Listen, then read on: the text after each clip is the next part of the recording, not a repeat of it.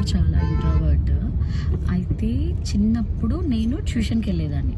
ట్యూషన్కి వెళ్ళే దగ్గర అక్కడ గీత ఆంటీ అని ఒక ఆంటీ దగ్గర ట్యూషన్కి వెళ్ళేదాన్ని. నా 4th క్లాస్ 5th క్లాస్ అప్పుడు. అక్కడ ఏంటంటే నేను అక్కడికి మా ట్యూషన్ టీచర్ వాళ్ళ అమ్మాయి భరతనాట్యం నేర్చుకునేది.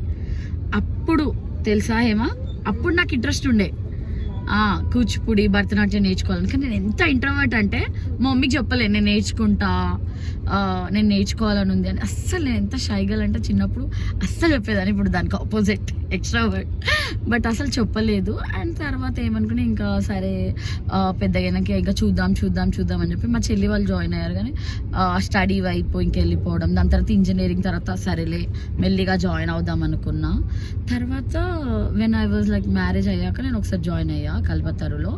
అప్పుడే నేను ప్రెగ్నెంట్ అయిపోయి ఇంకా మానేయాల్సి వచ్చింది. ఇంకా నేను స్టాప్ చేసా. దాని తర్వాత మళ్ళీ ఏమైంది అంటే ధన్వి చిన్న ఉన్నప్పుడు, అంటే ధన్వి కంటే ముందు ఒకసారి నేను నేర్చుకోవడం ఆన్లైన్లో. నా ఫస్ట్ గురువు ఎవరంటే మా చెల్లి, మా వైష్ణవి నాకు ఫస్ట్ నేర్పించింది అనమాట. దాని తర్వాత ఆన్లైన్ క్లాసెస్ అవ్వట్లేవు అని చెప్పేసి దాన్ని ఆఫ్లైన్ నేర్చుకుందామని అనుకున్నా. నెక్స్ట్ నేను వైషు దగ్గర నేర్చుకున్నప్పుడే లైక్ కరోనా టైంలో, అప్పుడు మళ్ళీ నేను సెకండ్ ప్రెగ్నెన్సీ అప్పుడు మా ధన్వి అనమాట. అప్పుడు ఒక్కసారి నేను రెడీ అయ్యా. This is for the second time. ఏంటంటే ఇంకా మళ్ళీ జాయిన్ అవుదామని చెప్పేసి లాస్ట్ ఇయర్ విజయదశమి రోజు జాయిన్ అయ్యాను. అండ్ అమ్మవార్లు అప్పుడు బాగుంటుంది కదా, అప్పుడు జాయిన్ అయ్యాను అనమాట.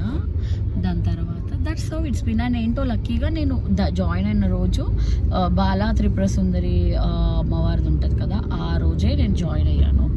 సో దాని తర్వాత like after 6 months I'm going to give my first program now like this.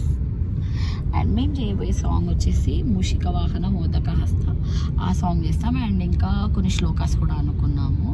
So సవ్వ కల్ప తనోర్వాతి అట్లా. సో మేము ముగ్గురము